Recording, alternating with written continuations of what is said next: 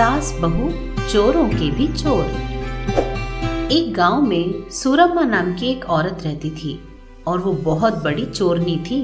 वो भेष बदलकर लोगों में घुल मिल जाती थी और बड़ी चालाकी से चोरियां करती थी।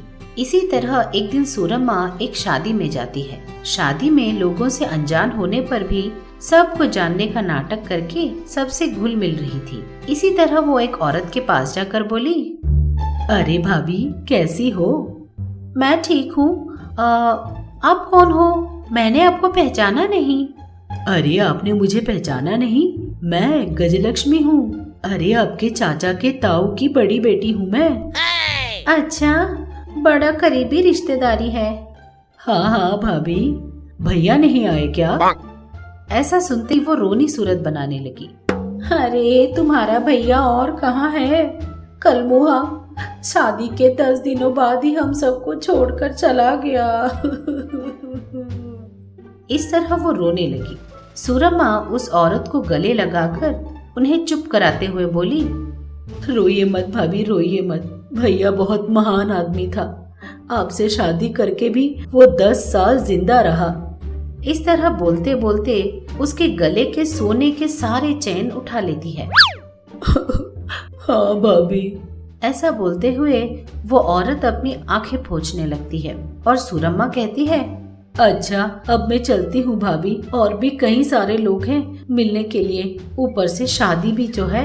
ऐसा बोलकर वो वहाँ से थोड़ा आगे बढ़ती है। उसी शादी में सुजाता नाम की एक लड़की आई थी। वो भी सूरम्मा की तरह सब लोगों से घुल मिलकर बातें कर रही थी। इस तरह दूल्हा और दुल्हन को आशीर्वाद देने के बहाने वो शादी के मंडप में जाकर मंगलसूत्र चुरा लेती है। दुल्हन के बाल ठीक करने के बहाने उसके गले का नेकलेस चुरा लेती है। ये सब सूरम्मा दूर से देख रही थी। अरे बाप रे, ये तो मुझसे भी बड़ी चोरनी लगती है। अगर वो चोर है तो मैं उससे भी बड़ी चोरनी हूँ। ऐसा सोचते हुए वो सुजाता के सामने खड़े होकर बोलती है, अरे लड़की, तू ऐसा बोल रही थी कि सुजाता उसे देखकर दंग रह जाती है। अरे ये क्या, ये मुझे क्यों रोक रही है? कहीं इसने देख तो नहीं लिया? इस तरह वो मन में सोचकर सूरम्मा के पास आकर बोलती है, अरे मैं कमला की बेटी अमला हूँ, कैसी हो आप? ऐसा बोलते हुए जाकर वो सूरम्मा के गले लग जाती है। हाँ बेटी, मैं तो बड़ी अच्छी हूँ, तू कैसी है? मैं भी बहुत अच्छी हूँ। मामा जी नहीं आए क्या? नहीं आए बेटी। तो ठीक है बुआ जी, मैं चलती हूँ, वैसे भी बहुत काम है। ऐसा बोलते हुए वहाँ से चली जाती है। उसके जाते ही तूने जो मंगलसूत्र और सोना चुराया था ना, वो सब मैंने अभी मार लिया है। ऐसा सोचते हुए वो अपने पहले के चुराए हुए सोने को देखती है, लेकिन वो कहीं नहीं होते। ये देखकर सूरम्मा दंग रह जाती है। अरे बाप रे, इसने तो मेरा सारा सोना हाथ मार लिया। कितनी समझदार है ये चोरनी, इसे तो मैं बिल्कुल नहीं छोड़ूंगी। ऐसा सोचते हुए वो उसके पीछे पीछे ही जाते हुए बोलती है, अरे ओ लड़की, जरा रुक तो। इस तरह बोलते हुए जाती है और सुजाता के पीछे पीछे जाकर उसे रोकती है।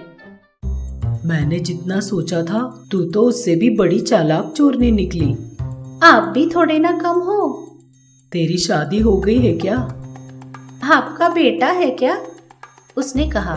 इस तरह बातें करके दोनों मुस्कुराने लगे। सूरम्मा ने सुजाता को अपने बेटे से शादी करवा दी और उसके बाद सास बहू मिलकर चोरियां करने लगे। एक दिन सुबह सुजाता सूरम्मा के पास आकर बोली, सासू माँ क्या कर रही हो? अच्छा वो दरअसल इससे पहले तो मैं अकेली ही चोरियां करने के लिए निकल जाती थी, लेकिन अब से तू भी आ गई है, इसलिए पक्का प्लान कर रही हूँ चोरियां करने के लिए। अरे हमें प्लान करने की क्या जरूरत सासू माँ, बस मौके पे चौका मारना होगा। आप चलिए, मैं बताती हूँ ना, उसने कहा। सूरम्मा हंसते हुए बोली, मैं जानती हूँ तू बड़ी चालाक है। चलिए ना सासू माँ, पास के गांव के एक होटल में एक बहुत बड़ा ऑफिस का फंक्शन चल रहा है। ऐसा बोलते हुए वो वहाँ से चले जाते हैं।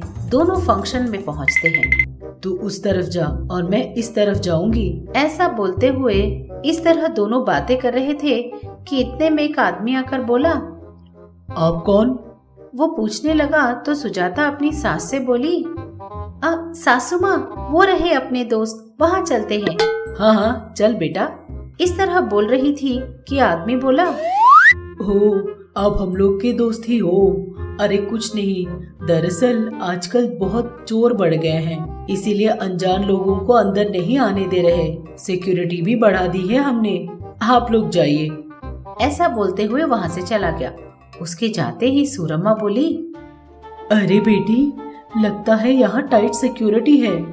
अरे कुछ नहीं होगा सासू माँ, हमने क्या पहले इतनी टाइट सिक्योरिटी में कभी चोरियां नहीं की है क्या? चलिए ना। ऐसा बोलते हुए वो दोनों अलग अलग दिशाओं में चले जाते हैं और लोगों से आंखें बचाकर बड़ी चालाकी से चोरियां करके फिर से एक जगह मिलते हैं। क्यों बेटी, कुछ मिला क्या? मस्त कमाई हुई है सासू माँ, चलिए चलते हैं। इस तरह बोलकर वो लोग चुपचाप वहाँ से खिसक जाते हैं। दरअसल वहाँ एक बहुत बड़े ऑफिसर की पार्टी चल रही थी। उस पार्टी की सिक्योरिटी सूरम्मा का बेटा और सुजाता का पति वासु देख रहा था। सुजाता और सूरम्मा के वहाँ से चले जाने के बाद वहाँ के लोगों को जब पता चला कि उनके गहने चोरी हो गए हैं, तो उस ऑफिसर ने वासु को बुलवाया। अरे ओ, मैंने तुम लोगों को सिक्योरिटी पे क्यों लगाया? ताकि तुम चोरों को पकड़ सको ना। अब देखो क्या हो गया, वो चोर कब आए और कब चले गए किसी को भी पता नहीं चला। तुम क्या कर रहे थे इतनी देर? सॉरी सर, हमारे आदमी तो बहुत चौकन्ने थे, लेकिन वो चोर कैसे आए कुछ समझ में नहीं आ रहा। सॉरी बोल देने से जो गहने चोरी हो गए हैं वापस आ जाएंगे क्या? हमारे एग्रीमेंट में तुमने साइन किया था कि तुम्हारी निगरानी में अगर कोई चोरियां हुई तो उन सारे पैसों की भरपाई तुम ही करोगे। चलो निकालो पैसे, उसने कहा। ये सुनकर वासु दंग रह गया।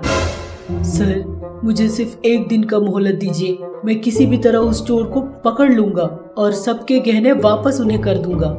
ठीक है, मैं तुम्हें सिर्फ एक दिन का टाइम देता हूँ। अगर तुम उन्हें नहीं पकड़ पाए तो मैं तुम्हारी सिक्योरिटी एजेंसी बंद करवा दूंगा और तुम पर 1 करोड़ रुपए का जुर्माना भी लगा दूंगा। इस तरह उसने डराया। वासु भी उसकी बात मानकर अपने घर पहुँच गया। वासु सोफे पे दुखी बैठा हुआ था। ये देखकर सास बहू बोले, क्या बात है जी? क्या बताऊं सुजाता, आज एक बहुत बड़े ऑफिसर की पार्टी में मैंने सिक्योरिटी अरेंजमेंट किया था। ऊपर से मैंने एग्रीमेंट भी साइन किया था कि वहाँ अगर किसी भी तरह की चोरी हुई तो उसकी पूरी जिम्मेदारी मेरी होगी। मैंने सिक्योरिटी तो फुल टाइट अरेंज की थी, लेकिन फिर भी वहाँ चोर पहुँच गया और वो सब कुछ चुरा के वहाँ से खिसक गया, उसने कहा। ये सुनकर सास बहू दोनों दंग रह गए। एक दूसरे का चेहरा देखते हुए बोले, तब उन्होंने क्या कहा बेटा? और क्या कहेंगे माँ, कल तक मुझे उस चोर को पकड़कर उनके सारे गहने वापस करने होंगे, वरना मेरी सिक्योरिटी एजेंसी बंद करवा देंगे। ऊपर से मुझ पर 1 करोड़ का जुर्माना भी लग जाएगा, वासु ने कहा। ये बात सुनकर दोनों फिर से दंग रह गए। सासू माँ, क्या करें? 1 करोड़ रुपए भरने पड़ेंगे, ऊपर से इनका ऑफिस और एजेंसी भी बंद हो जाएगा। तो क्या करें? सच बता दें? सच बता देते हैं सासू माँ। इस तरह वो दोनों सोचने लगे। ये सुनकर वासु बोला, आप लोग कौन सा सच के बारे में बात कर रहे हो? देख बेटा, तू पहले हमें वादा कर कि हमारी बात सुनकर तू हमें कुछ नहीं कहेगा। ठीक है, मैं वादा करता हूँ। बताइए क्या बात है? दरअसल उस पार्टी में चोरियां हम लोगों ने ही की थी, उसने कहा। ये बात सुनते ही वासु हक्का बक्का रह गया। उसकी आंखें फटी की फटी रह गई। तुम चोर हो? सिर्फ मैं ही नहीं, आपकी माँ भी चोर है। हम दोनों ने मिलकर ही चोरियां की थी, उसने कहा। ये बात सुनकर वो फिर से दंग रह गया। हे भगवान, मेरे ही घर में दो चोर! इस तरह वो आश्चर्यचकित हो गया। सूरम्मा ने अपने बेटे को सारी बात बताई और उनके चुराए हुए सारी चीजें लाकर दे दी। बेटा, इन गहनों को ले जा और उन सबको वापस कर दे। लेकिन बेटा, हमारी एक विनती है, हमें पुलिस के हवाले मत कर। अगर आप चाहते हो कि मैं पुलिस में आपको ना पकड़वाऊं, तो आपको एक वादा करना होगा। कौन सा वादा? तुम लोगों को आज से चोरियां करना बंद करनी होंगी। ये तो बड़ा मुश्किल है। क्या कहा? उसने जोर से कहा। तब सुजाता बोली, अब फिर भी हम जरूर छोड़ देंगे, उसने कहा। वासु ने उन सारे गहनों को वापस कर दिया और अपनी सिक्योरिटी एजेंसी को बचा लिया और सास बहू चुपचाप घर में एक कोने पे पड़े रहते थे। आप सबको प्रणाम। मैं आप सबकी मनपसंद सास हूँ। हाय, और मैं आप सबकी चहेती बहू हूँ। अब से आप लोगों का मन बहलाने के लिए और आप लोगों को खुश करने के लिए हम महा टीवी के साथ आप लोगों से मिलने आ रहे हैं। तो अब देर किस बात की, अभी हमारे चैनल को सब्सक्राइब कीजिए। नोटिफिकेशन के लिए घंटी बजाना ना भूलिए। आपको सास पसंद है या बहू पसंद है, कमेंट्स में जरूर लिखिए। देखते रहिएगा महा टीवी।